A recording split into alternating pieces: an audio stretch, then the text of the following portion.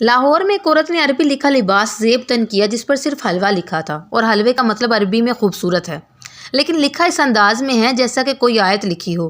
اب سب لوگ پڑھے لکھے نہیں ہوتے، لوگوں نے اسے دھر لیا، بڑی مشکل سے اس نے جان بچائی، پولیس موقع پہ پہنچی، تب حالات کنٹرول ہوئے۔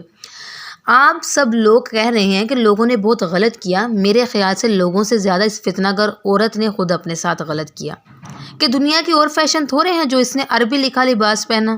کیا یہی ضروری تھا اور پہن کے برے بازار میں پھرنا تھا؟ اللہ تعالیٰ نے قرآن پاک کو نازل کرنے کے لیے عربی زبان کو پسند فرمایا، یعنی کہ اللہ تعالیٰ کو عربی زبان پسند ہے۔ اگر بحیثیت مسلمان آپ بھی سوچیں اور میں بھی سوچتی ہوں، کیا ہم لوگوں کو کسی لباس پہ عربی لکھی ہوئی اچھی لگے گی، چاہے وہ کسی زبان میں بھی ہو؟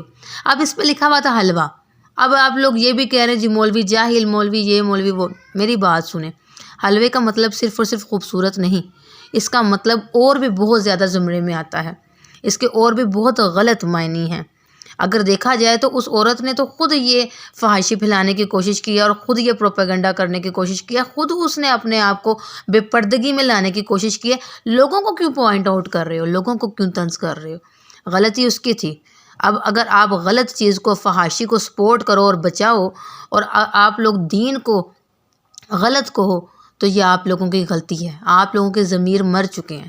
آہستہ آہستہ وہ کچھ بھی پہن لے، آہستہ آہستہ عورت کچھ بھی کر لے، کسی بھی طریقے سے فحاشی آپ کے لوگوں کے ملک میں، آپ کے معاشرے میں چلتی پھرتی نظر آئے، آپ تو پھر اس کو سپورٹ کریں گے۔ اور اب وہ سب مردوں کو برا بھلا کہہ رہی ہے، جہاں کا ملبہ ہو گرتا مردوں پہ ہی ہے۔ اقبال نے فرمایا کہ برق گرتی ہے تو بیچارے مسلمانوں پر، بتائیں کیا یہ صرف مردوں کی ہی زیادتی ہے؟ مسلمانوں کے لیے عربی زبان صرف ایک کمیونیکیشن ٹول نہیں، بلکہ اس کے ساتھ ہر مسلمان کی قلبی، ذہنی اور فکری وابستگی ہے جو عقیدت سے بڑھ کر ہے، اور خطاطی کا فن بھی قرآن سے محبت اور پیار کا ایک فنکارانہ اظہار ہی ہے۔ اب میں آپ کو جیسا کہ پہلے کہہ چکی ہوں کہ اللہ تعالیٰ نے قرآن پاک کو نازل کرنے کے لیے عربی زبان کو پسند کیا، اس کا مطلب عربی اللہ تعالیٰ کی پسندیدہ زبان ہے، اور اگر آپ اس کو فحاشی میں لے کر آتے تو یہ بھی غلط ہے۔